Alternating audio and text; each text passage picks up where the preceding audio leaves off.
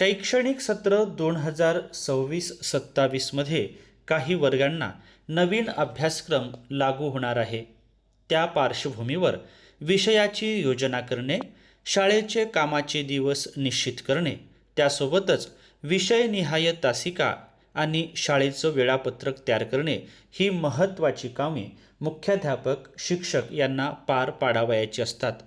या पार्श्वभूमीवर राज्य शैक्षणिक संशोधन व प्रशिक्षण परिषद महाराष्ट्र पुणे यांचं 12 जून 2026चं पत्र शाळांसाठी आणि विशेषतः मुख्याध्यापक शिक्षकांसाठी अत्यंत महत्त्वाचं असं आहे.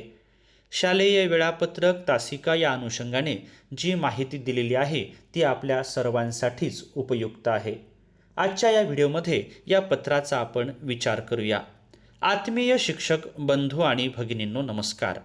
मी माझ्या शैक्षणिक यूट्यूब चॅनलमध्ये आपल्या सर्वांचं सहर्ष स्वागत करतो.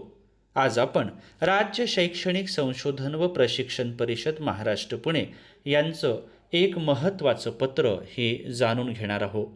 अशाच प्रकारचे विविध शैक्षणिक पत्र जाणून घेण्यासाठी माझ्या या यूट्यूब चॅनलला जर आपण सबस्क्राईब्स केलं नसेल तर जरूर सबस्क्राईब्स करा, अशी नम्र विनंती मी आपल्याला या व्हिडिओच्या निमित्ताने करतो आहे.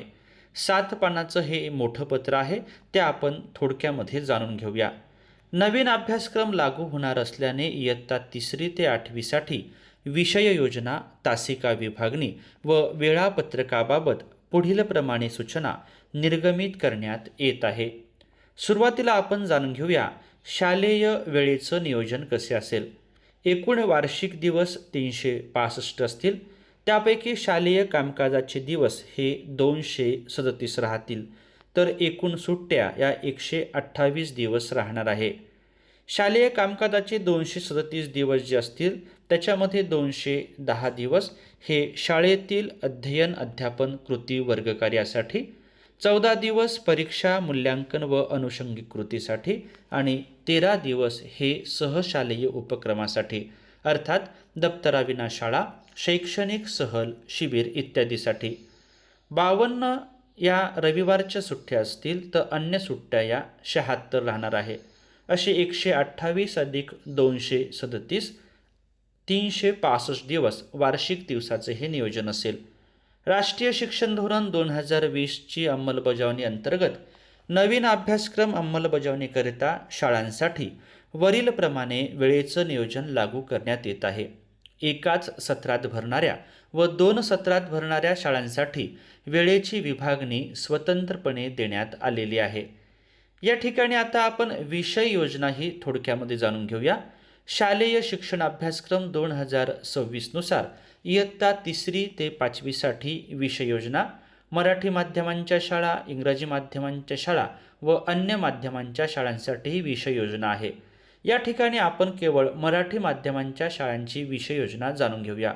मराठी R1, इंग्रजी R2. प्रचलित पद्धतीनुसार भाषा हा 3रा मुद्दा दिसतो आहे.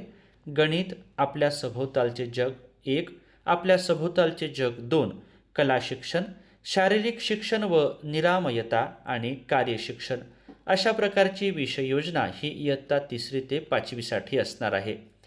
शालेय शिक्षण अभ्यासक्रम 2026 नुसार आता आपण इयत्ता 6वी ते 8वीसाठी विषय योजना ही जाणून घेऊया. मराठी माध्यमांच्या शाळा, इंग्रजी माध्यमांच्या शाळा आणि अन्य माध्यमांच्या शाळा यासाठी विषय योजना आपल्याला या ठिकाणी स्क्रीनवर दिसते आहे. इथे आपण केवळ मराठी माध्यमांच्या शाळांची विषय योजना जाणून घेऊ. मराठी R1, इंग्रजी R2. 3रा मुद्दा आहे प्रचलित पद्धतीनुसार भाषा. 4 गणित, विज्ञान, सामाजिक शास्त्र, कला शिक्षण, शारीरिक शिक्षण व निरामयता आणि कार्यशिक्षण, स्काउट गाईड, ऐच्छिक असं या ठिकाणी दिसते आहे. त्रिभाषा धोरण अंमलबजावणीबाबत समितीच्या शिफारशी व त्यावरील होणाऱ्या शासनाचे निर्णयास अनुसरून 3ऱ्या भाषेबाबत निर्णय होईपर्यंत प्रचलित अभ्यासक्रमानुसार पाठ्यपुस्तकांचा उपयोग करण्यात यावा, असा निर्णय राज्यस्तरीय सुकाणू समितीची बैठक दिनांक 10/2/2026 मध्ये घेण्यात आलेला आहे. सबब प्रचलित पद्धतीनुसार 3री भाषा R2 अथवा कॉम्पोजिटबाबत विद्यमान धोरण कायम असल्याने इयत्ता 5वी पासून पुढील वर्गासाठी यापूर्वी लागू असलेली तिसरी भाषा पद्धती नवीन धोरण व नवीन अभ्यासक्रम लागू होईपर्यंत तशीच लागू राहील. पूर्वीचा कार्यानुभव हा विषय यापुढे कार्य शिक्षण या नावाने ओळखला जाईल. आणि या ठिकाणी आता महत्त्वाचा मुद्दा आहे तो विषयनिहाय तासिका विभागणी व शालेय वेळापत्रकाच्या संदर्भातला. त्यातल्या काही सूचना या ठिकाणी दिसत आहे. व्हिडिओची लांबी वाढणार असल्यामुळे आपण या ठिकाणी व्हिडिओ थांबून यथावकाशपणे पाहू शकता. आता यातला आपण महत्त्वाचा मुद्दा तो जाणून घेऊया, तो म्हणजे तासिका विभागणी आणि शालेय वेळापत्रकाचा. शालेय शिक्षण पूर्वतयारी स्तर इयत्ता 3री ते 5वी विषयनिहाय तासिका व भारांश आपण या ठिकाणी जाणून घेऊया. राष्ट्रीय अभ्यासक्रम आराखडा शालेय शिक्षण 2023 नुसार सुचवलेले विषय निहाय वेळेचं नियोजन आपण या ठिकाणी जाणून घेऊ शकता. मराठी व इंग्रजी माध्यम वगळून अन्य माध्यमांसाठी राज्य अभ्यासक्रम आराखडा शालेय शिक्षण 2024 नुसार नवीन अभ्यासक्रमासाठी राज्यात लागू करावयाचं वेळेचं नियोजन आपल्याला या ठिकाणी दिसत आहे. मराठी व इंग्रजी माध्यमांसाठी राज्य अभ्यासक्रम आराखडा शालेय शिक्षण 2024 नुसार नवीन अभ्यासक्रमासाठी राज्यात लागू करावयाचं वेळेचं नियोजन आपण जाणून घेऊया. सुरुवातीला विषय आणि त्यानंतर साप्ताहिक तासिका.